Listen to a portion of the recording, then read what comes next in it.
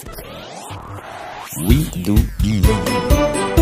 3 minutes. Un expert. Un conseil. Sur We Do Biz. 3 minutes, un conseil, un expert, c'est tout de suite sur We Do Biz et j'ai le grand plaisir d'échanger avec Charles-René Tandé. Bonjour.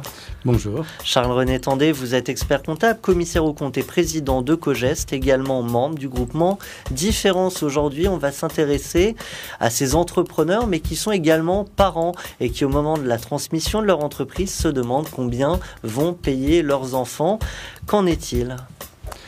C'est une vraie question, en effet, puisque on a le souci quand même que les enfants qui n'ont pas beaucoup de moyens ne payent pas, ne rachètent pas l'entreprise aux parents, et il s'agit à ce moment-là de faire plutôt une donation.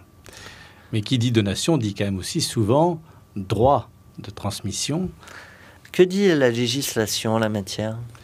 Alors, on a la possibilité, et c'est ça quand même le grand avantage aujourd'hui, c'est d'utiliser ce qu'on appelle le pacte Dutreil. Alors, le pacte Dutreil, eh bien, c'est un engagement évidemment de conservation à ce moment-là de l'entreprise, des titres, pendant un certain temps, mais qui offre une réduction d'impôts importante, puisqu'on réduit la base pour le calcul des droits d'enregistrement de 75%. Ce qui fait que la note fiscale à l'arrivée est quand même beaucoup plus faible. Effectivement, alors si je transmets cette entreprise à mes enfants avant mon décès, pour le coup, je n'ai plus rien ? Oui.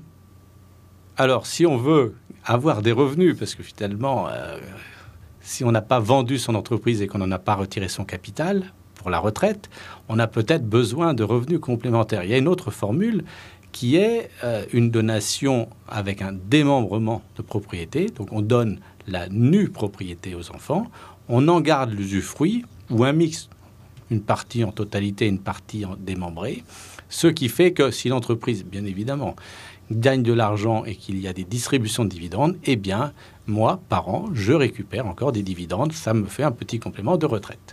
Alors, pour ceux qui ont plusieurs enfants, c'est pas toujours facile quand on parle de succession, de donation. Comment rester équitable ? Le principe d'une donation partage est évidemment que chaque enfant ait la même valeur en bien. Ce qui est pratique, c'est quand on a d'autres biens à côté de l'entreprise, et à ce moment-là, on peut donner un bien immobilier, mais peut-être d'ailleurs l'immobilier de l'entreprise. Tout dépend évidemment comment on a été organisé. Mais c'est une solution.